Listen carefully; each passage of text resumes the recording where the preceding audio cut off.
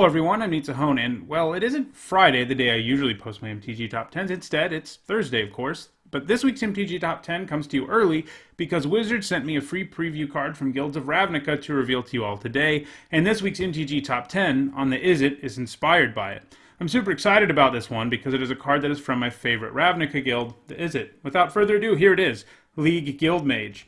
In our previous two visits to the plane of Ravnica, each guild got their own Guild Mage, and that looks to be the case this time around too, with League Guild Mage, of course, representing the Izzet guild.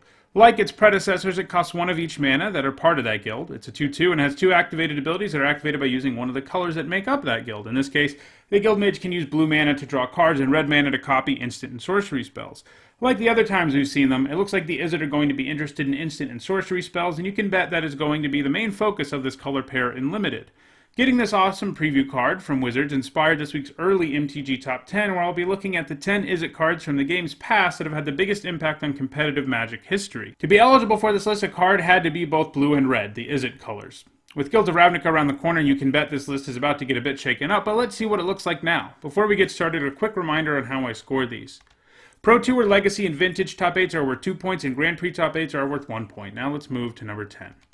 At number 10, we have the first of 5 cards on this list, proudly representing the Izzet with a watermark, and that first one is Goblin Electromancer. The Izzet, as our preview card reminds us, are often interested in instant and sorcery spells, and the Electromancer is on board with that plan, helping make such spells cheaper. He never saw play in Standard or Block, but his ability to make spells cheaper has made him particularly useful to Storm decks in Modern, as it is easier to increase your Storm count when all your spells are cheaper.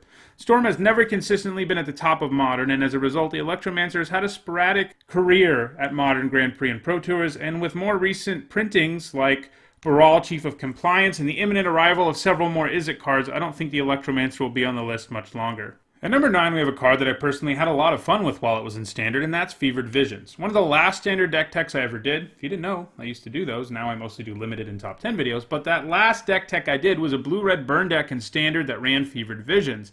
This card is a burn or aggro player's dream. It makes it so that you can keep reloading your hand, something those types of decks often have trouble with, while also providing an additional source of damage on your opponent. It was never dominant in Standard, but it wasn't irrelevant either. It was particularly well suited to the Izzet machine gun deck that ran Thermo Alchemist and a bunch of burn spells, along with the Visions, and could quickly kill the opponent.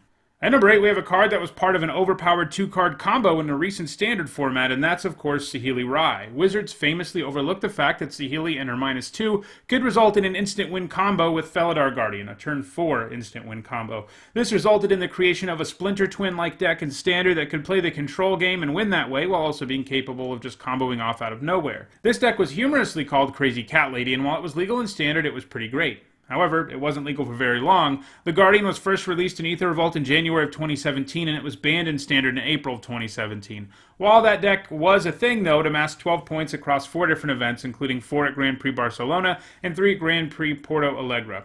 Once the cat got banned, Saheeli Rai never saw any play, and it seems unlikely that she will in non-rotating formats, so the new Izzet cards that are about to come out could push her off the list. At number 7, we have a god, and that is, of course, Kuranos. Kuranos is one of the more powerful gods from Theros block, giving you a powerful draw step trigger that either drew you another card or lightning bolted something, the exact thing a blue-red mid-ranger control deck wants to be doing. In Standard, it saw play in various Jeskai, Tempo, and Control builds, but Modern is where it had the most fun, appearing as a key sideboard card in Splinter Twin decks, giving that deck the option to turn into a grindier control deck against certain opponents. After Splinter Twin got banned out of Modern, though, Kuranos hasn't seen any play there, so his position on the list could also be in danger. At number 6, we have the greatest thief in the multiverse, Dack Fayden. Dack Fayden is an interesting card. He was originally printed in the supplemental set Conspiracy, and as a result, he was never legal in Standard or Modern. However, he's so powerful that he sees a ton of play in Magic's most powerful format, Vintage. I'm pretty sure he's the first card ever to make it onto an MTG Top 10, and over 100 of them that got all of its points in Vintage. He has the ability to help you dig through your library and stock your graveyard, steal artifacts, of which there are countless powerful ones in Vintage, and he has an ultimate that can be game-ending. The fast mana in the format doesn't make it unheard of to play him on turn 1, and if you can do that, you're going to find yourself in a pretty great position. The decks he has seen play in Vintage include Monastery Mentor, Blue-Red Delver, and Landstill, and he's still seeing a lot of play there, so I don't expect him to be done anytime soon. At number 5, we have a card featuring the Izzet mechanic from our last visit to Ravnica, and that's Counterflux, which has Overload. Counterflux is the ultimate answer in a counterspell war, since it can't be countered. On top of that, you can sometimes use it to really get your opponent. If they have multiple spells on the stack, you can use the overload mechanic to just devastate them. While it saw some play in block and standard, it was the most relevant in modern, where it was particularly nice both against and in Splinter Twin decks. These decks often ran counter magic of their own to protect the combo, but Counterflux gave a big middle finger to that. Meanwhile, Splinter Twin decks could run the card as a way of protecting their combo in an uncounterable way. Like Keranos, though, since the banning of Twin, Counterflux hasn't seen much play. At number 4, we have a modal card, Izzet Charm, which now makes us 4 for 4 on charms making the MTG top 10 for their respective guild. Like the other charms, this one is powerful because of its flexibility. Having the option to kill a small creature, loot through your library, or counter a non-creature spell is pretty great. All of these things are things control decks like to do, and while this charm doesn't do any of them super efficiently, the fact that it can fill the role that is the most powerful for you at the time you cast it makes this a pretty nice card. It saw some play in block and standard, but modern has been its most frequent home, where it has shown up in decks like Scapeshift and Splinter Twin that can use this card to either protect their combo or dig into their combo pieces. More recently, it has served a similar role in Grishelbrand and Through the Breach decks. At number 3, we have the second consecutive card on the list with Izzet in the name. This one is Izzet Staticaster. While it saw some play in various mid-range decks in Standard, it became more of a fixture in non-rotating formats. The Staticaster is particularly potent against decks with lots of X1s, especially decks that like making creature tokens, and since not all decks do those things, it has mostly been a sideboard card. In Modern, it saw a bit of mainboard play in toolbox decks. Those are decks capable of searching up singleton copies of cards that are particularly good on certain board strategies, like Birthing Pod and Collected Company. The rest of its play in Modern, though, has been out of the sideboard, where it has been particularly useful against decks running Lingering Souls, Infect decks, and Affinity. Over the years, it has been in the sideboard as Splinter Twin, Blue-Red Aggro, Death Shadow, and most recently, the human decks that are dominating Modern right now. In Legacy, it has seen play in the sideboards of Blue-White Miracles and Grixis Delver, and in Vintage, it has won Vintage Championship Top 8 in Blue-Red Delver. At number 2, we have the newest card on the list, Whirler Virtuoso. Hey, look, we managed to mention both of Wizards' big mistakes in Kaladesh block in one video, and the video wasn't even really about Kaladesh block in any way, so kind of interesting. And that second mistake, of course, is how powerful the energy mechanic ended up being.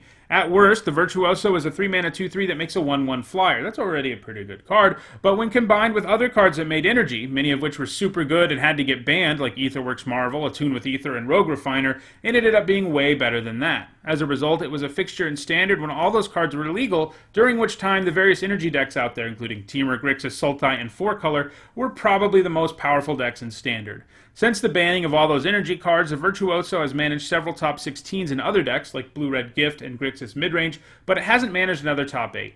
Energy is a super parasitic mechanic, meaning that it really only has support within its own block, and as a result, I don't think the Virtuoso will ever add on to its score, and if it does, God help us, because that means Wizards decided to bring energy back in a future set. And at number 1, we have a card that can potentially give you a 3-for-1, and I'm always on board for that, and that's, of course, Electrolyze. Combining the ability to divide the damage and the fact that it replaces itself has made this a powerful card in multiple formats over the years. The only card on the list from Guild Pact where the Izzet made their first appearance, Electrolyze has been a powerful card for control decks, but not really in block, standard, or even extended, where it only saw a little bit of play.